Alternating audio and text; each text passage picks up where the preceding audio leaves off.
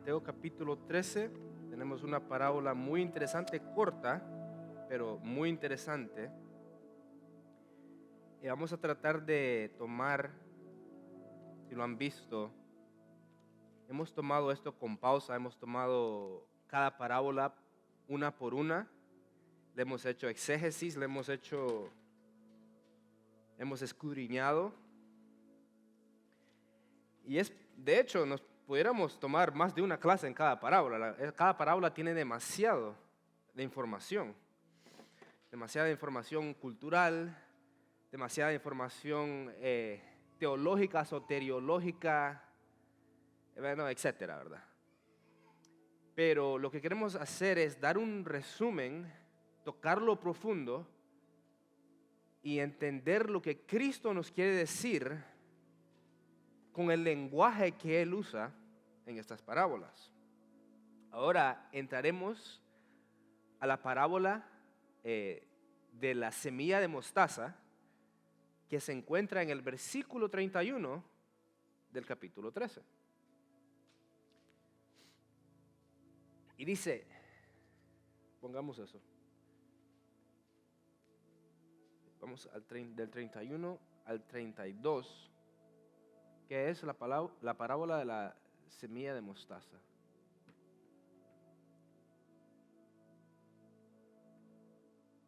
¿Verdad?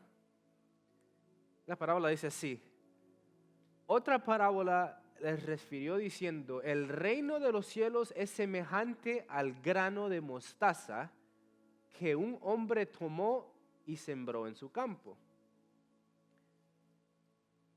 el cual a la verdad es la más pequeña de todas las semillas, pero cuando ha crecido es la mayor de las hortalizas y se hace árbol, de tal manera que vienen las aves del cielo y hacen nidos en sus ramas. Ok, aquí para entender la parábola de la semilla de mostaza tenemos que entender el lenguaje que Cristo está usando. No es un lenguaje nuevo. Este es un lenguaje que es usado en el Antiguo Testamento de forma profética para profetizar el reino que viene, el reino de David, el reino mesiánico. ¿Qué es el reino mesiánico? Entonces vamos a hablar del reino mesiánico. Es una S, ¿verdad? O dos. Mesiánico, ¿verdad? El reino mesiánico. ¿Qué es el reino mesiánico y qué es el Mesías? El Mesías es aquel que fue profetizado que iba a venir, iba a establecer un reino, iba a venir de parte de Dios, iba a ser un profeta, pero también iba a ser Dios, iba a morir por los pecados de su pueblo. Y este reino es profetizado en el libro de Ezequiel. El profeta de Ezequiel usa este tipo de lenguaje para representar un reino. Entonces vamos a Ezequiel capítulo 17 para entender lo que Cristo dice. Ahora, notemos, quiero que tengan algo en mente antes de entrar en Ezequiel. Quiero que entiendan este lenguaje. Dice, de modo de que vienen las aves del cielo y hacen nidos en sus ramas. Acuérdense de esa frase, porque es una frase que el profeta Ezequiel repite en sus profecías. Ok, con eso en mente, hablando de las aves que hacen sus nidos en las ramas. Y dice el profeta Ezequiel, capítulo 17,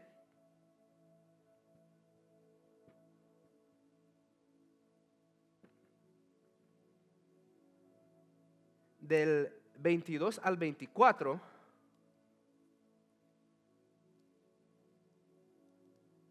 y dice: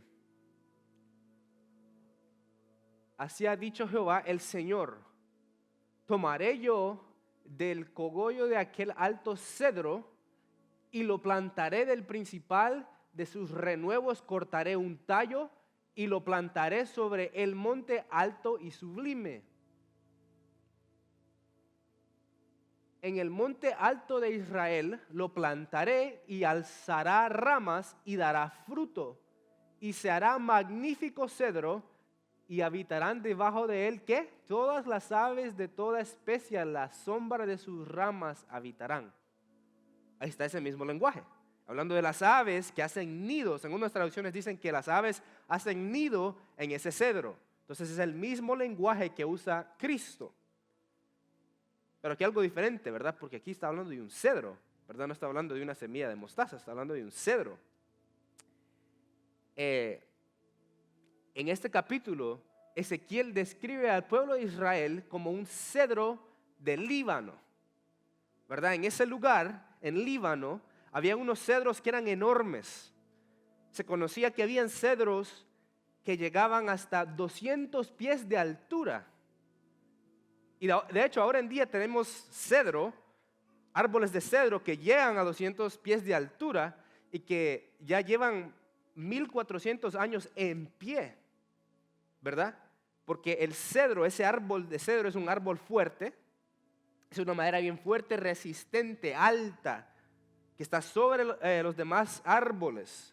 Es notable, ¿verdad? Se puede distinguir de lejos. Entonces por eso empieza a usar Ezequiel esa imagen. Entonces, pero lo que podemos notar aquí, de hecho, para que tenga algo en mente, que tenemos algunos árboles de cedro ahora en día que miden más que la Estatua de la Libertad. La Estatua de la Libertad sin su plataforma, tenemos árboles de cedro que son más altos que la Estatua de la Libertad, entonces son enormes, ¿verdad? Para que entiendan el lenguaje que Ezequiel usa para describir a Israel. Dice, tú eres ese Líbano de cedro. Y las aves vendrán y harán nido en ti. Pero de ahí dice algo muy específico, muy interesante Ezequiel, y promete un nuevo reino. Dice que, si podemos poner el versículo de regreso para que lo puedan ver, el 22, sí. Dice, noten la palabra, tomaré yo del cogollo de aquel alto de cedro, que significa de las ramas que están arriba, y de aquel alto cedro y lo plantaré, del principal de sus renuevos cortaré un tallo, dice. Entonces, ¿qué es un renuevo? Ustedes han visto los renuevos, cuando se corta una rama, ¿verdad? Se corta una rama y nace una plantita chiquitita, una ramita pequeñita. Entonces dice Jehová que primero va a cortar, ¿ok? Va a cortar esa rama. Hoy te está declarando un tipo de juicio sobre Israel. Dice que va a cortar y de ahí va a tomar una plantita pequeñita de ese cedro y tomará de esa planta y la plantará en la cima de Israel, en la montaña alta de Israel. Entonces está hablando de un reino nuevo. Ya no será el mismo cedro, será otro cedro que vendrá de ti, pero lo cortaré de una parte pequeñita y la haré grande y la pondré en ese monte. Entonces podemos ver ahí la profecía de un nuevo reino que vendrá de adentro de Israel, un Israel chiquitito dentro de Israel, ¿verdad? Es como un mini Israel dentro de Israel. Y eso es claro en Miqueas capítulo 5, versículo 2.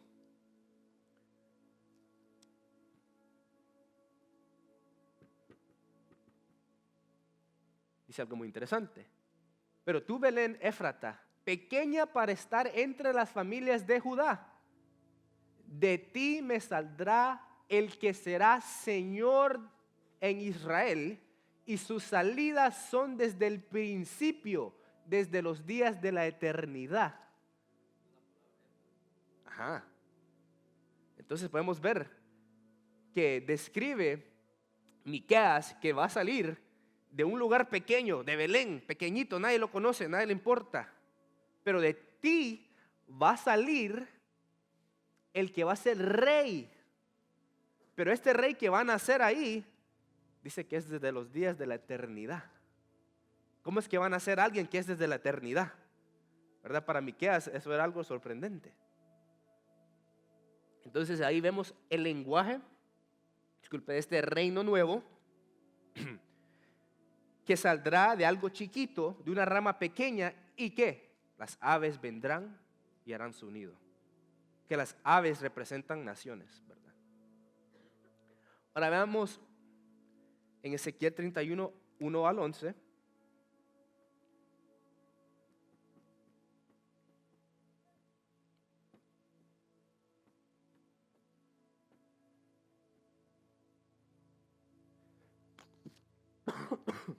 Aquí usa otra vez el mismo lenguaje. Noten otra vez, tengan eso en mente, ese lenguaje de las aves es usado otra vez, pero ahora se describe otro reino. El primer reino que Ezequiel describe en el capítulo 17 es el reino de Israel. En Ezequiel capítulo 31 usa el mismo lenguaje, pero describe otro reino. Y todo esto es para entender lo que Cristo está diciendo en la parábola. Primero tenemos que entender el lenguaje que Él está usando. Porque Él no se inventa ese lenguaje, Él está usando este lenguaje. Y dice,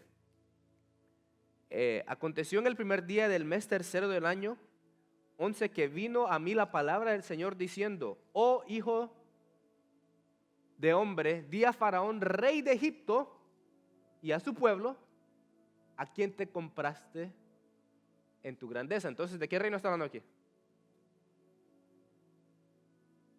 El reino de Egipto, ¿verdad? Un reino muy poderoso, fuerte, como un cedro. ¿Ok? Siguiente. He aquí, era el asirio cedro en el Líbano de hermosas ramas, de frondoso ramaje y de grande altura, y su copa estaba entre densas ramas. Entonces, este es un cedro ¿de a dónde? Este es un cedro, ya no es el cedro del Líbano, es otro cedro, pero todavía es un cedro. Las aguas lo hicieron crecer, lo encumbró el abismo, sus ríos corrían alrededor de su pie, y a todos los árboles del campo enviaba su corriente. Entonces, de este árbol, de este cedro, todos los otros árboles, todas las otras naciones tomaban sus nutrientes de este árbol. Este árbol era el poder, el centro de los nutrientes del resto de las naciones, ¿verdad? De aquí vivían el resto de las naciones, de este cedro. Sigamos leyendo.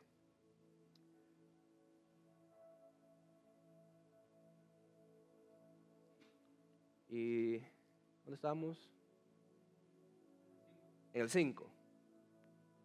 Por tanto, se encumbró su altura sobre todos los árboles del campo y se multiplicaron sus ramas, y a causa de las muchas aguas se alargó su ramaje que había echado. Next. En sus ramas, ¿qué? Hacían nido todas las aves del cielo, y debajo de su ramaje parían todas las bestias del campo, y a su sombra habitaban muchas naciones. Entonces empezamos a ver el siguiente. Pero vemos el mismo lenguaje otra vez que Cristo usa en la parábola. Ahora, versículo 7. Se hizo pues hermoso en su grandeza con la extensión de sus ramas, porque su raíz estaba junto a muchas aguas. Siguiente. Los cedros no lo cubrieron en el huerto de Dios. Las hayas no fueron semejantes a sus ramas, ni los castaños fueron semejantes a su ramaje. Ningún árbol en el huerto de Dios fue semejante a él en su hermosura. Entonces está comparando a este reino con Edén, con el jardín del Edén. Dice que ni los árboles del jardín del Edén se comparaban con la hermosura de este árbol, de este cedro. Sigamos leyendo. Lo hice hermoso con la multitud de sus ramas, y todos los árboles de Edén que estaban en el huerto de Dios tuvieron de él envidia. Por tanto, así dijo Jehová el Señor, ya que por ser encumbrado en altura y haber levantado su cumbre entre densas ramas, su corazón se elevó con su altura. Entonces podemos ver lo problemático con ser un reino de cedro, ser un reino con autoridad, con potestad, con reconocimiento, con poder para conquistar. ¿Qué pasa? Que cuando se eleva, también se le eleva el corazón y la mente. Se llenan de orgullo. Este es el problema con esos reinos.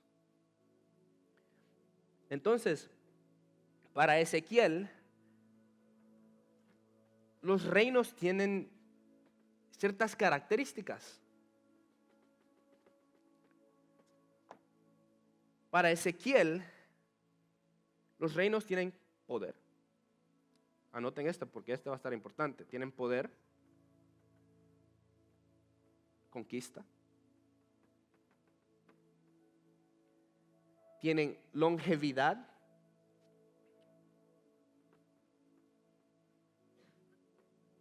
¿qué es longevidad? Que duran por largo tiempo, ¿verdad? Eso es un reino, algo que dura, que permanece. Altura sobre otros.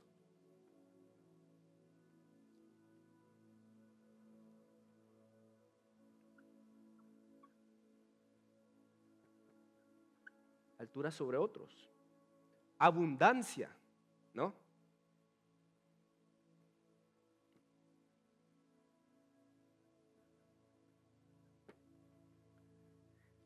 Y reconocimiento.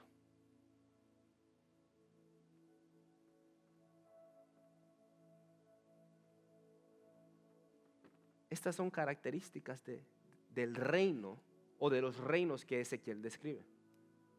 Pero el problema es que todo esto los llena de orgullo.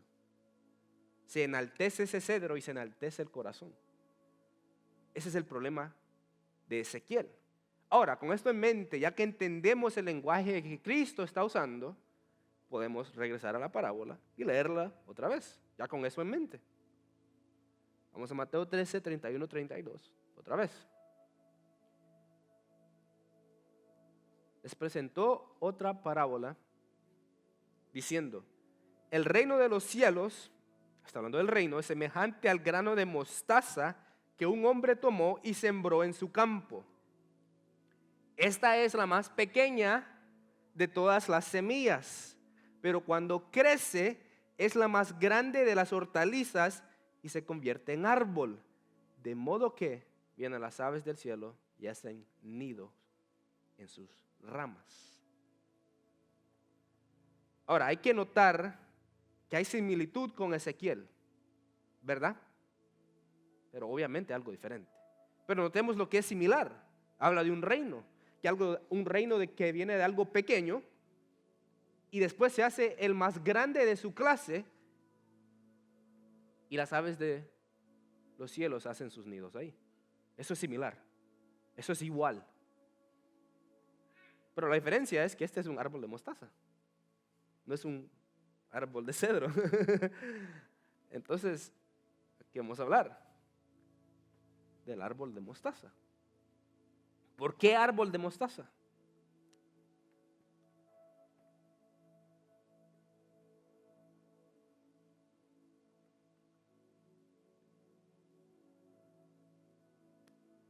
Obvio, aquí el Señor dice que la semilla de mostaza es la más pequeñita de todas las semillas, dice Él.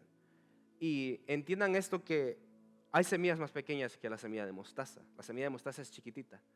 Pero lo que Él está usando, está hablando de forma proverbial. En esa cultura se entendía que la semilla de mostaza se usaba para dar proverbios, para dar sabiduría, para dar mensajes. Y es chiquitita.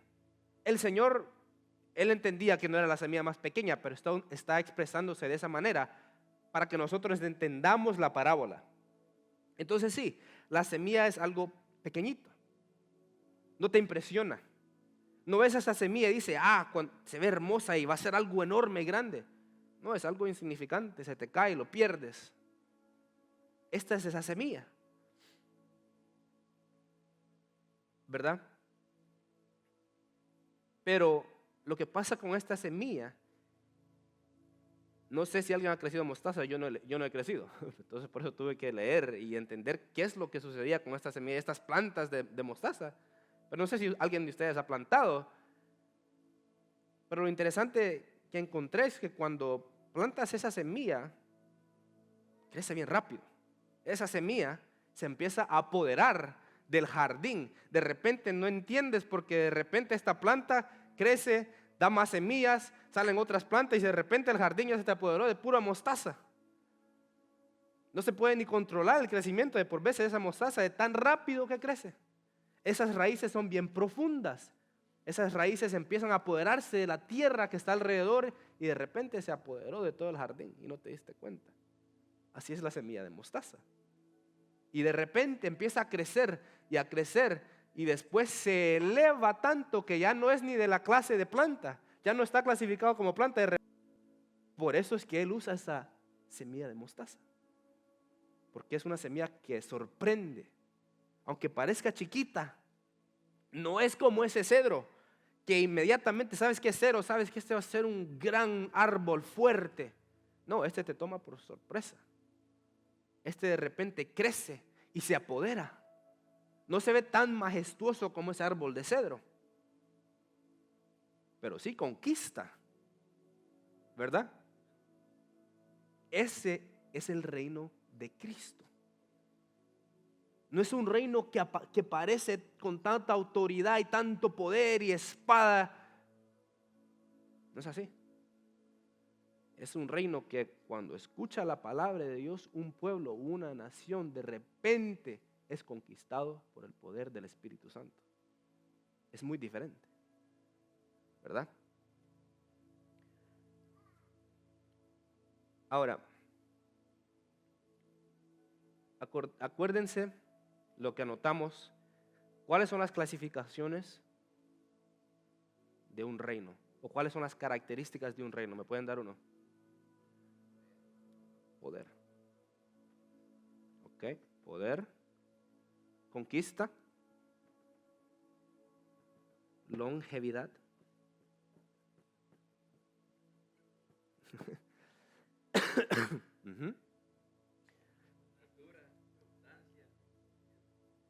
Ok, tenemos conquista, tenemos poder, ¿verdad?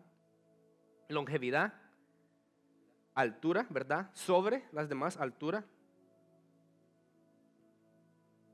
O sobre los demás, dijimos, ¿verdad?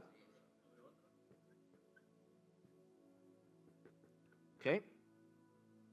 ¿Cuál? Abundancia.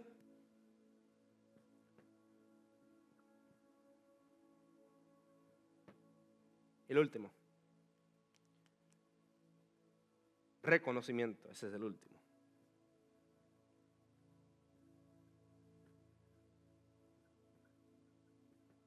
Reconocimiento. Estos son los puntos de Ezequiel, lo que Ezequiel nos explica. Ahora, el reino de Dios conquista, pero no con la espada. El reino es conquistado con el poder del evangelio. Esa es la espada que tenemos nosotros, ¿verdad? Apocalipsis. ¿Alguien me puede leer este? Apocalipsis 12:11. Y de ahí quiero que alguien lea Romanos 1:16.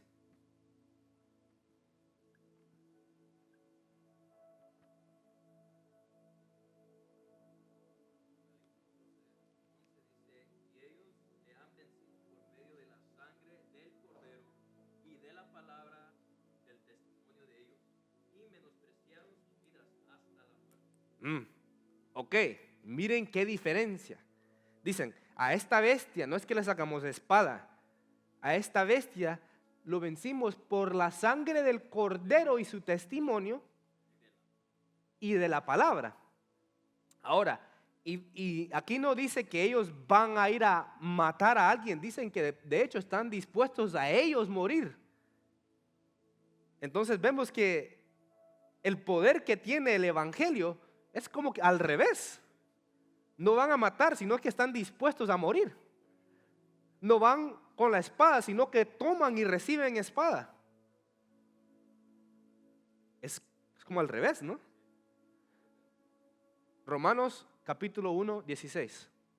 ¿Quién tiene esa? Muy conocida.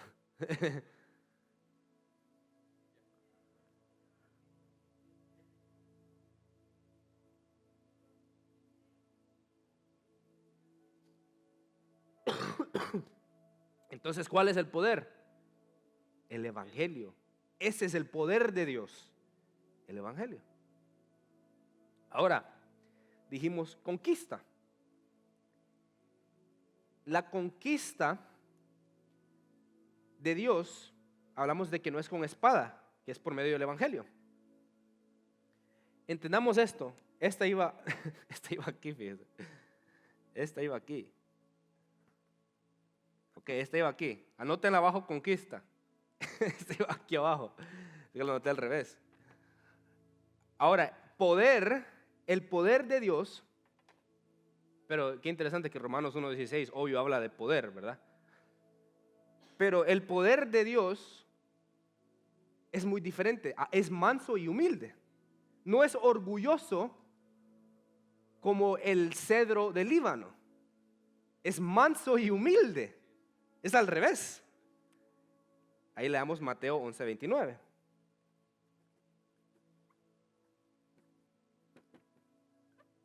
Entonces aquí va Apocalipsis 12:11, ¿verdad? Y obvio Romanos 11:16. Ahora, ¿quién puede leer Mateo 11:29?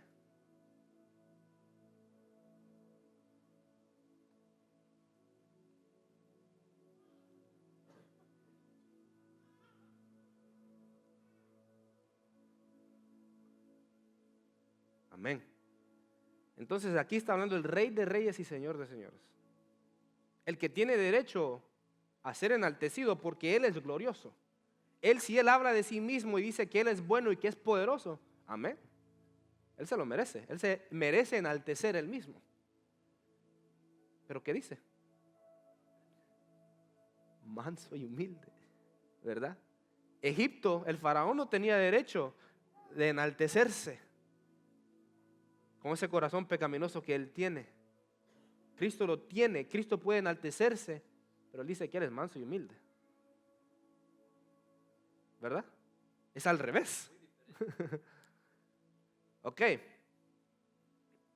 Hablamos de ¿qué? Longevidad. Tiene longevidad porque Dios promete que su reino ha vencido. Por eso tiene longevidad, porque Cristo, Jehová, promete en su palabra de que su reino ha vencido y dice que nadie podrá vencerlo. Por eso es que Él tiene longevidad. Mateo 16, 18 al 19.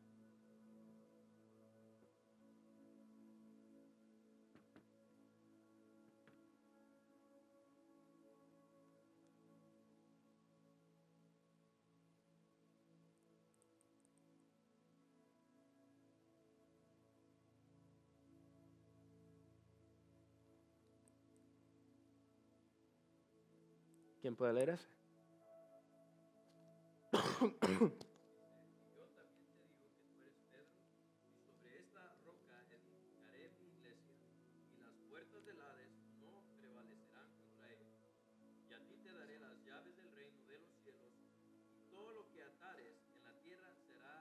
Mm.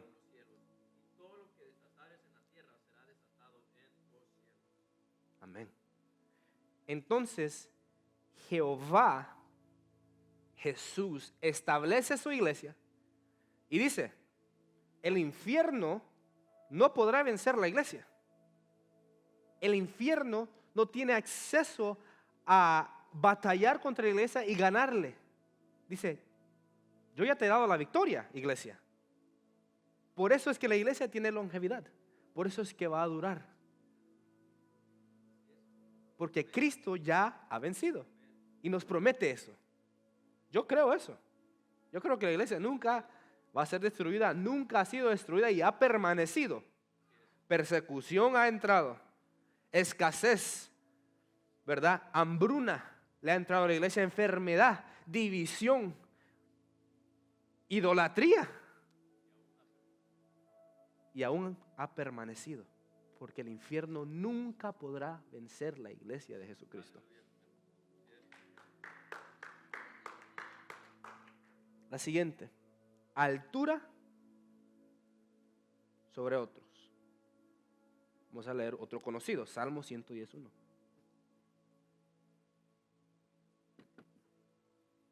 El reino de Jehová está sobre otros, no porque nosotros hemos hecho para estar algo sobre otros, sino porque Cristo pone sus enemigos bajo sus pies. Porque Cristo ha vencido y Él está y ha puesto a sus enemigos bajo sus pies. Así dice Salmo 110:1. ¿Quién puede leerlo?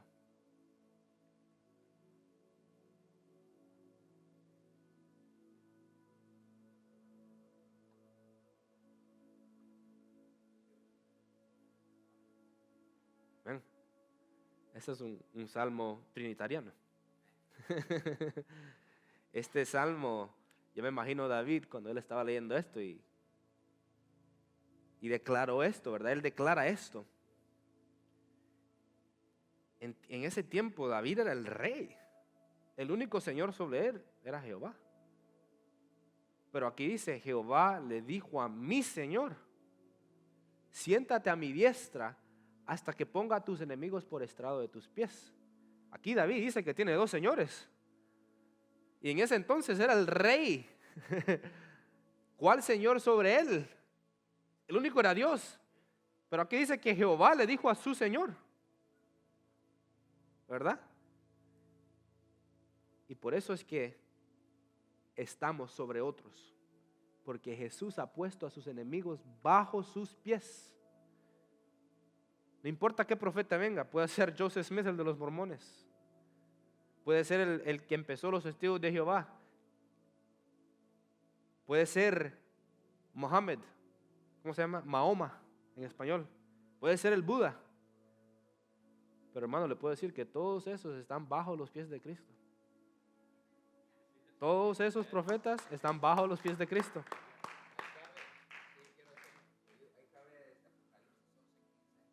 ¿Sí?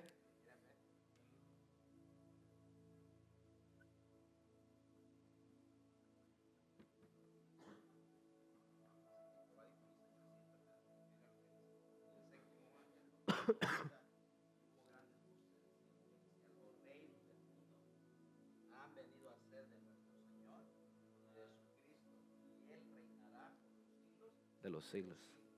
Amén. Claro. Amén. Ok. Siguiente punto. Abundancia. Hay abundancia, tal vez no de riqueza, tal vez no de algo material, de oro. Mire, vaya y hable con los cristianos del Medio Oriente, hable con los cristianos de África, de China, de Corea. Puede ser que ellos no tengan ni un centavo, pero para ellos hay abundancia por la gracia del Señor. Ellos sí entendieron eso, que se deben de bastar en la gracia de Dios, y eso abunda para ellos. No es que para ellos ellos claro entienden que sus riquezas ya no son de aquí, ¿verdad? Por eso es que hay abundancia. Aunque parezca algo que esté seco y haya escasez, nosotros entendemos que sí hay abundancia en el reino de Jehová. Otra gente no puede decir lo mismo. Ellos siempre están buscando qué carro, qué algo. Me falta esto, me falta. Para nosotros hay abundancia. Por la gracia de Jehová que provee abundancia a nuestro espíritu. Y eso en 2 de Corintios 9:8.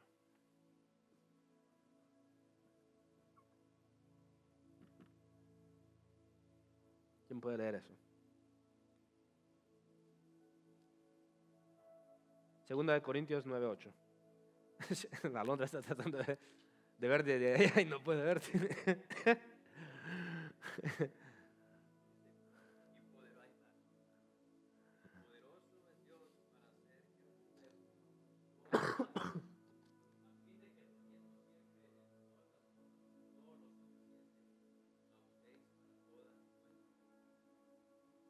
Y esta es la diferencia del reino de Jehová. Que para el mundo la abundancia es algo material y es algo que ellos buscan quedarse con eso. Ellos buscan apropiarse de esas variedades de cosas, lo que sea. Pero aquí dice que Dios hace que abunde en vosotros la gracia para que nosotros abundemos, ¿y qué? Para toda buena obra. Entonces, en el reino cristiano, la abundancia y lo que recibimos de Dios no es para que nosotros nos quedemos con ello. Es para que salgamos a hacer buenas obras con el mundo, con la gente que está afuera. Esta abundancia, estas riquezas fluyen, ¿verdad? No es algo que nos quedamos nosotros. Acuérdense, en Hechos dice que compartían todo, vendían todo y compartían todo, ¿verdad? Este es el reino cristiano. No es para que tú te hagas rico tú solo, no es para que le des de comer al que está hambriento, ¿verdad? No es para que tú tengas una gran casota y si te la da Dios, amén. Pero es para cuando veas a aquel que no tiene hogar, que le ayudes, ¿verdad? Ese es el reino de Dios, es muy diferente. No es egoísta, es amoroso. Y la última, reconocimiento. Es reconocido porque el mensaje de Cristo llega a toda lengua y toda nación, y toda lengua confesará que Cristo es el Señor. Por eso es reconocido. Mateo 24:14.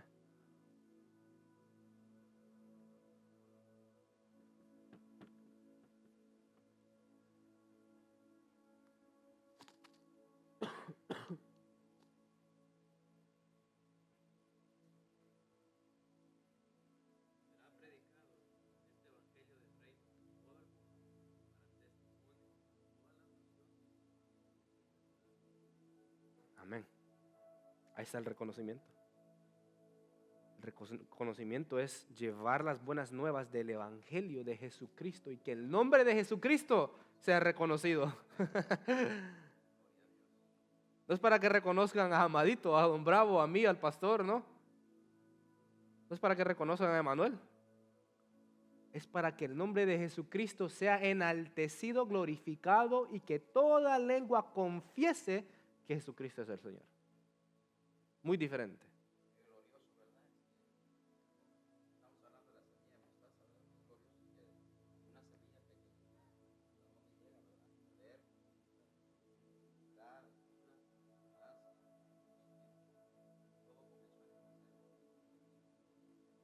Amén. Wow, 2000 años y en pie y creciendo. De aquellos que les decían cristianos por burlarse de ellos. Ustedes son pequeños Cristos, les decían. ¿Y saben lo que le pasó a Cristo? Fue colgado en una cruz, desnudo. ¿Ese es tu rey? Así empezó el cristianismo. ¿Y qué? No solo él, a los apóstoles, a los discípulos, los colgaban. Pedro dijo, a mí no me cuelguen así como mi Señor, no soy digno, cuélguenme al revés. Así empezó el cristianismo y mira ahora lo que es. En todas las naciones. Amén. Ahora, todo este reino refleja la gracia, la humildad, el amor para compartir, el hecho de que nuestro Señor no es egoísta, amoroso. Todo el reino y la iglesia, todas son características de nuestro Señor. El reino de Dios representa ¿a quién? A su rey. Actuamos igualmente que nuestro rey. O deberíamos. ¿Verdad? O deberíamos. ¿Cómo es nuestro rey? En Apocalipsis capítulo 5, algo muy interesante. En Apocalipsis capítulo 5, lo pueden abrir, pero se lo voy a explicar. Juan, en su revelación, él ve sellos y nadie los puede abrir. ¿Quién puede abrir esto? Nadie, nadie. Mira por aquí, nadie, mira por allá, nadie. Escucha decir, el león de Judá, él puede abrir los sellos. Y Juan está ahí, ok, escucha el león de Judá y se escucha y vuelve a ver. Pero cuando vuelve a ver, lo que ve es un cordero inmolado. Ese es nuestro Señor. El león de Judá, que puede destruir a todas las naciones, pero fue inmolado. Ese es nuestro Señor, humilde. Que me imagino cómo quedó de confuso Juan al principio, ¿verdad? No, claro, él lo entendió muy claramente porque él había entendido su mensaje del Señor, pero la gente que lo leía después de Juan han de haber dicho, ¿y este león de Judá? Y lo vuelven a ver y es un cordero inmolado. Esta imagen de potestad, de autoridad, de gloria de la línea de David, que era un rey poderoso. Dice en Filipenses capítulo 2 versículo 7 que él tomó la forma de un siervo siendo Dios y él fue obediente hasta muerte en una cruz. ¿Verdad? Él estando en la cruz dice que él pudo haber llamado a los ángeles que estaban a su disposición. Cuando Él, imagínense cuántos ángeles a su disposición. Imagínate, Jesús no se hubiera sometido al Padre y hubiera dicho: aquí me acabo a todos estos romanos. Ese es el león de Judá. Ahí se los hubiera acabado. Solo dice una palabra y papita. Pero es humilde y muere en una cruz, siendo el Rey de reyes y Señor de señores.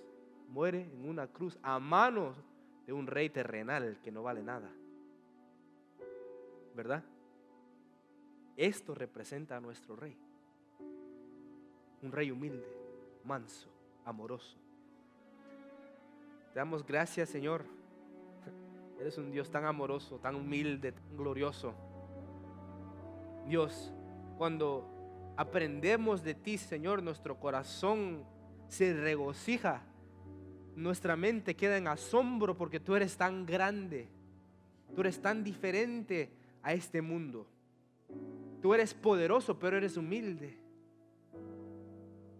Tienes el poder para destruir, pero das gracia y misericordia. Señor, enséñanos a nosotros a ser igual a ti. Enséñanos a nosotros a ser embajadores de ti, que cuando llevemos el reino hacia afuera, te representemos a ti, te reflejemos a ti, y no que nosotros nos gloriemos. Señor, manténnos humildes. No dejes que crezcamos en nuestro orgullo como ese árbol de cedro, que seamos como el de mostaza. Te damos gracias, Señor, que nos lleves a nuestros hogares en paz, que nos puedas seguir enseñando, que nos puedas atraer hacia ti. Te pido que nos bendigas, Señor, no porque nos merecemos nada, pero porque tú eres bueno. En el nombre de Jesús. Amén.